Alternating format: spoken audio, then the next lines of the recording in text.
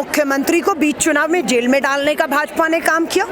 कांग्रेस के जो है हमारे इनकम टैक्स की रेड से खाते सीज कर दिए गए। लगातार दिल्ली पर दबाव बना रहा। अपने 6 उम्मीदवार, 7 में से 6 उम्मीदवार भाजपा ने बदलने पड़े क्योंकि हार रहे थे, लोगों में गुस्सा था, उन्होंने अपने उम्मीदवार बदल दिए।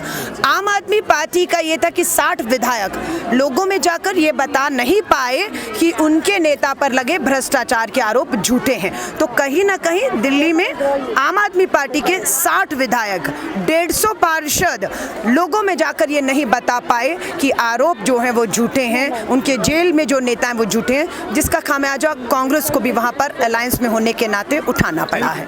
रहती हुई जो बहनें आई हैं और सुबह से आई और अभी तक बैठी हैं, सो आप देख लीजिए क्या संदेश है कि जम्मू और कश्मीर में अब बड़े बदलाव होने जा रहे हैं। और भारत जोड़ो यात्रा में राहुल गांधी जी यहाँ आते हैं, प्रधानमंत्री मोदी जी हिम्मत नहीं दिखाते हैं, लेकिन राहुल जी आते हैं और आज भी कांग्रेस की एक छोटी सी कार्यकर्ता के रोड में मैं आकर अपनी आधी आबादी बहनों को ताकत दे रही हूँ। इनके बहुत से मसले हैं, 2 दिन के दौरे पर हूँ, कश्मीर में रहूंगी और आने वाले समय में पूरे 2 महीने चुनाव तक यही हम लोग बैठने। मालूम है 1000 रुपए में 1 महीना घर नहीं चलता है, इसीलिए राहुल गांधी जी ने साल का 1 लाख रुपया और हर महीने 8500 की बात कही है ना। सो हम यहाँ पर भी जब हमारी विधानसभा में आएगी सरकार, हम महिलाओं को आर्थिक रूप से जितनी ताकत देना देंगे उतना हम करेंगे। महिला कांग्रेस की राष्ट्रीय अध्यक्ष होने के नाते मेरा ये कश्मीर का पहला दौरा है, अध्यक्ष होने के नाते, और मेरी कोशिश रहेगी मैं 20 के 20 कश्मीर और जम्मू के जिलों का दौरा करूं,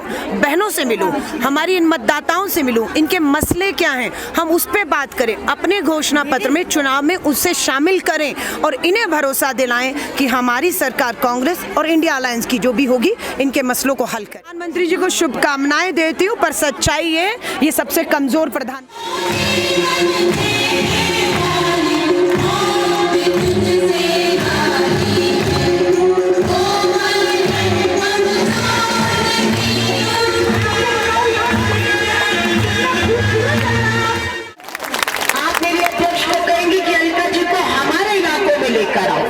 कश्मीर के 22 जम्मू और कश्मीर में 20 जिले हैं, मैं को ताकत देंगे।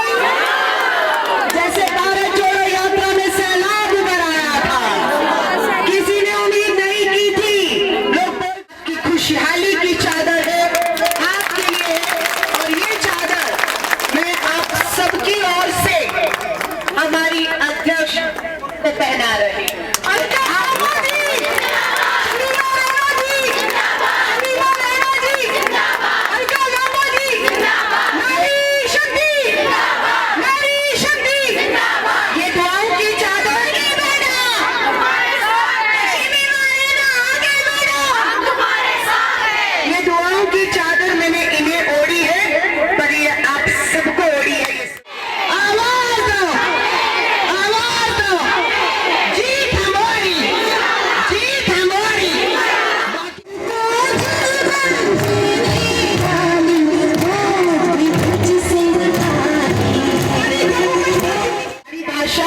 मोहब्बत वाली भाषा सीखूंगी और आपसे उस भाषा में बात करूंगी।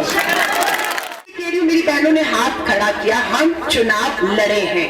ये हक किसने दिया था हमें? ये हक राजीव गांधी ने दिया था। 40 साल की उम्र में श्री राजीव गांधी युवा थे, देश के प्रधानमंत्री बने। सबसे पहले चिंता हुई आधी आबादी की, हम बहनों की। आजाद हुआ, हम बहनों को वोट देने का अधिकार नहीं था। पुरुष वोट करेंगे, महिला वोट ही करेगी, लेकिन हम लड़े और हमारा संविधान ने हमें वोट का अधिकार दिया। आज हम वोट करती हैं, अपना नेता, अपनी सरकार चुनते हैं। लेकिन राहुल गांधी जी ने कहा वोट तक नहीं रुकना है, चुनाव लड़ना है, सदन में पहुंचना है, हकों के लिए लड़ना है। फिर आरक्षण आया, पंचायतों में, नगर निगमों में हमारा आरक्षण हुआ, हमारी बहनें चुनाव में खड़ी हुई और जीतना शुरू किया। आज देश भर में 14 लाख बहनें पंच, सरपंच, पार्षद और मेयर हैं। कांग्रेस और राजीव गांधी जी की होंगी या नहीं? एक दूसरे का साथ देंगी या नहीं? जीत होगी हमारी। आने वाला दौर, आने वाला समय इस देश पे इस आदि आबादी का राज होने। अभी महिला पूछ रही है देश भर में, अब क्या होगा मेरा? प्रधानमंत्री तो मोदी बन गए, सरकार उसकी बन रही है, मेरा क्या होगा? महंगाई से इसी तरह लड़ती रहूंगी, कर्ज लेती रहूंगी। मैं अपनी बहनों को कहूंगी, जम्मू कश्मीर का फैसला होना अभी बाकी है, अभी बाकी है। सितंबर में चुनाव होगा, कांग्रेस की सरकार